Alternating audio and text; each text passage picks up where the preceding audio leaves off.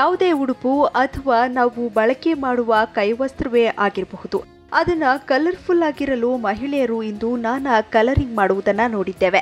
ಅದೇ ರೀತಿ ವಿಭಿನ್ನವಾಗಿ ಟೈ ಅಂಡ್ ಡೈ ಮಾಡುವ ವಿಧಾನವನ್ನ ನಮ್ಮ ಸಿರಿ ಸಖಿ ತೋರಿಸ್ಕೊಡ್ತಾರೆ ನಿಮಗಾಗಿ ನೋಡಿ. ಟೈ ಅಂಡ್ ಡೈ ಅಂದರೆ ಸಾಮಾನ್ಯ ನಾವು ಬಟ್ಟೆ ಮೇಲೆ ಬಣ್ಣ ಹಾಕೋದು. ಅದು ಒಂದು ದಾರಾನ ಟೈ ಮಾಡಿಬಿಟ್ಟು ಅದಕ್ಕೆ ಬಣ್ಣ ಹಾಕ್ತೀವಿ. ಇವತ್ತು ನಾನು ನಿಮಗೆ ದಾರಾನ ಯೂಸ್ ಮಾಡದೆ ಬರೀ ಬಟ್ಟೆನ ಫೋಲ್ಡಿಂಗ್ ಮಾಡಿಬಿಟ್ಟು ಅದನ್ನು ಡೈ ಹೇಗೆ ಮಾಡೋದು ಅಂತ ನಾನು ನಿಮಗೆ ತೋರಿಸ್ಕೊಡ್ತೀನಿ. ಟೈ ಆ್ಯಂಡ್ ಡೈ ಮಾಡಲು ಬೇಕಾಗಿರುವ ಸಾಮಗ್ರಿಗಳು: ಸ್ಕಾರ್ಫ್, ಫ್ಯಾಬ್ರಿಕ್ ಪೇನ್ಸ್ ಮತ್ತು ಬ್ರಷಸ್. ಇವಾಗ ನನ್ನ ಹತ್ರ ಸ್ಕಾರ್ಫ್ ಇದೆ. ಇದನ್ನು ಟೈ ಆ್ಯಂಡ್ ಡೈ ಹೇಗೆ ಮಾಡೋದು ಅಂತ ನಿಮಗೆ ತೋರಿಸ್ಕೊಡ್ತೇನೆ. ಮೊದಲನೇ ಸ್ಟೆಪ್ ಬಂದು ಬಟ್ಟೆನ ಸ್ವಲ್ಪ ಒದ್ದೆ ಮಾಡ್ಕೋಬೇಕು. ಅದಕ್ಕೆ ಕ್ಲಿಯರ್ ವಾಟರ್ ಯೂಸ್ ಮಾಡಬೇಕು.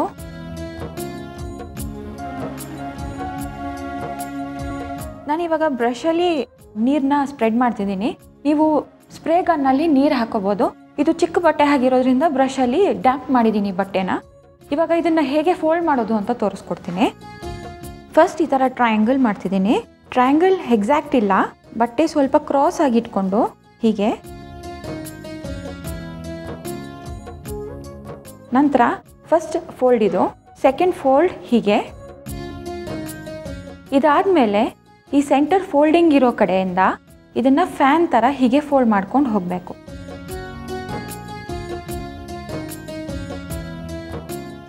ಹೀಗೆ ಫೋಲ್ಡಿಂಗ್ ಮಾಡ್ಕೋಬೇಕು. ಇವಾಗ ಪೇಂಟ್ ಅಪ್ಲೈ ಹೇಗೆ ಮಾಡೋದು ಅಂತ ತೋರಿಸ್ಕೊಡ್ತೀನಿ. ಪೇಂಟ್ ಯಾವಾಗಲೂ ಈ ಥರ ಫೋಲ್ಡಿಂಗ್ ಇರೋ ಕಡೆ ಮಾತ್ರ ಹಾಕಬೇಕು, ಈ ಕಡೆ ಹಿಂದೆಗಡೆನೂ ಹಾಕಬೇಕು. ಇವಾಗ ನಾನು ರೆಡ್ ಮತ್ತು ಬ್ಲೂ ಕಲರ್ನ ಯೂಸ್ ಮಾಡ್ತಿದ್ದೀನಿ. ಪೇಂಟ್ ಯಾವಾಗಲೂ ಡೈಲ್ಯೂಟೆಡ್ ಆಗಿರಬೇಕು. ನಾನು ಇದಕ್ಕೆ ಜಾಸ್ತಿ ನೀರನ್ನು ಮಿಕ್ಸ್ ಮಾಡಿದ್ದೀನಿ. ಬ್ರಷಲ್ಲಿ ಪೇಂಟ್ ತೊಗೊಂಡು ಈ ಫೋಲ್ಡಿಂಗ್ಸ್ ಇರೋ ಕಡೆ ಮಾತ್ರ ಸ್ಪ್ರೆಡ್ ಮಾಡ್ತಾ ಹೋಗಬೇಕು.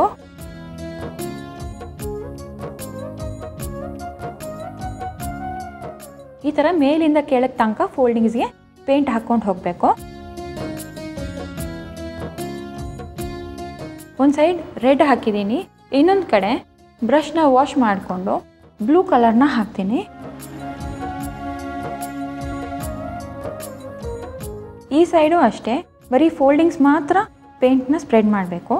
ಈ ಮೆಥಡ್ಗೆ ಜಾಸ್ತಿ ನೀರು ಹಿಡಿಯುತ್ತೆ.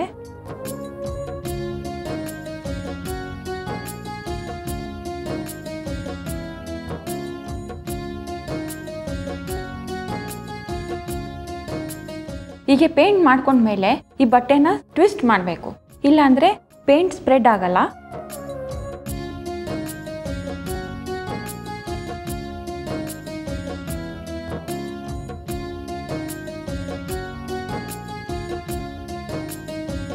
ಈಗ ಇದು ಟ್ವಿಸ್ಟ್ ಮಾಡಾಗಿದೆ.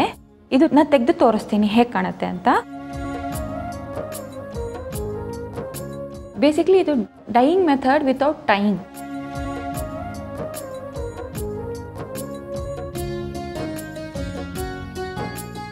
ಇದು ನಾನು ವೈಟ್ ಕ್ಲಾತ್ ಮೇಲೆ ಮಾಡಿದ್ದೀನಿ. ನೀವು ಕಲರ್ ಫ್ಯಾಬ್ರಿಕ್ ಮೇಲೆ ಕೂಡ ನಿಮ್ಮದೇ ಆದ ಕಲರ್ಸ್ನ ಯೂಸ್ ಮಾಡಿಕೊಂಡು ಮಾಡ್ಕೋಬೋದು.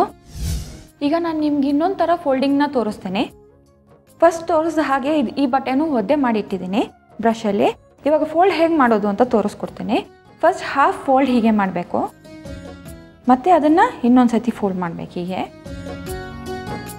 ಇದನ್ನು ಟ್ರಯಾಂಗಲ್ ಆಗಿ ಫೋಲ್ಡ್ ಮಾಡ್ಕೊತಾ ಹೋಗಬೇಕು. ಇದೇ ಥರ ಕಂಟಿನ್ಯೂ ಮಾಡ್ಕೊಂಡು ಹೋಗಬೇಕು ಫುಲ್ ಲೆಂತ್ಗೆ ಹೀಗೆ.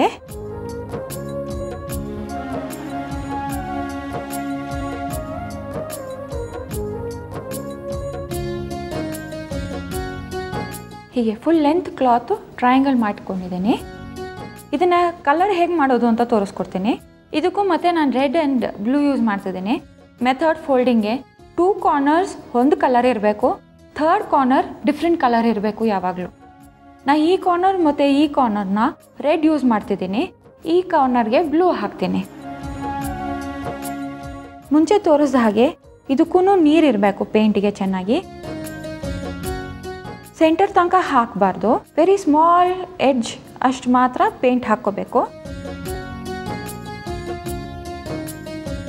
ಸೆಂಟರ್ಗೆ ಹಾಕಿರೋ ಕಲರ್ನ ಈ ಸೈಡೂ ಹಾಕೊತೀನಿ ಈ ಕಾರ್ನರ್ಗೆ.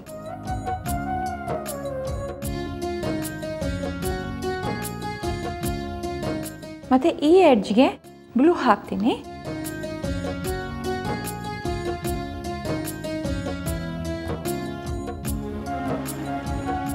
ನಾನು ವೈಟ್ ಫ್ಯಾಬ್ರಿಕ್ ಮೇಲೆ ತೋರಿಸ್ತಿದ್ದೀನಿ. ನೀವು ಯಾವುದೇ ಕಲರ್ ಬಟ್ಟೆಗಾದರೂ ಈ ಥರ ಮಾಡ್ಕೋಬೋದು. ಹೀಗೆ ಮುಂಚೆ ತೋರಿಸಿದ ಹಾಗೆ ಇದನ್ನು ಟ್ವಿಸ್ಟ್ ಮಾಡಬೇಕು. ಈ ಎಂಡ್ ಈ ಥರ ಇಟ್ಕೊಂಡು ಹೀಗೆ ಟ್ವಿಸ್ಟ್ ಮಾಡಬೇಕು. ಸೊ ಕಲರ್ ನೀಟಾಗಿ ಸ್ಪ್ರೆಡ್ ಆಗುತ್ತೆ. ನಂತರ ಎಲ್ಲ ಕಾರ್ನರು ಸೇಮ್ ಥಿಂಗ್ ಅದೇ ಥರ ಟ್ವಿಸ್ಟ್ ಮಾಡಬೇಕೀಗೆ. ಇದನ್ನು ಇವಾಗ ತೆಗೆದು ತೋರಿಸ್ತೀನಿ.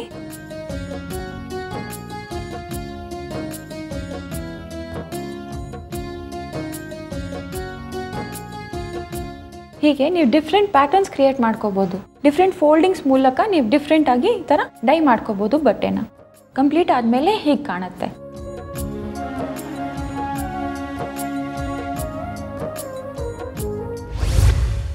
ನೋಡಿದ್ರಲ್ಲ ವೀಕ್ಷಕರೇ, ನಿಮಗೆ ಡೈಯಿಂಗ್ ಮೆಥಡ್ನ ವಿತೌಟ್ ಟೈಯಿಂಗ್ ಹೇಗೆ ಬರೀ ಫೋಲ್ಡಿಂಗಲ್ಲಿ ಹೇಗೆ ಡೈ ಮಾಡೋದು ಅಂತ ನಾನು ನಿಮಗೆ ತೋರಿಸ್ಕೊಟ್ಟೆ. ನಾನು ಇವಾಗ ಸ್ಕಾರ್ಫ್ ಮೇಲೆ ಮಾಡಿದೆ. ಇದೇ ರೀತಿ ಹಲವಾರು ಬಟ್ಟೆಗೆ ನೀವು ಹೀಗೆ ಡೈ ಮಾಡ್ಕೋಬೋದು. ಕೈವಸ್ತ್ರದ ಮೇಲೆ ಟೈ ಅಂಡ್ ಡೈ ಮಾಡುವುದು ಹೇಗೆ ಅಂತ ನೀವೆಲ್ಲ ನೋಡಿದ್ರಿ ಅಲ್ವಾ? ಇದೇ ರೀತಿ ನೀವು ಯಾವ ಬಟ್ಟೆ ಮೇಲೂ ಕೂಡ ಕಲರಿಂಗ್ ಮಾಡಬಹುದು.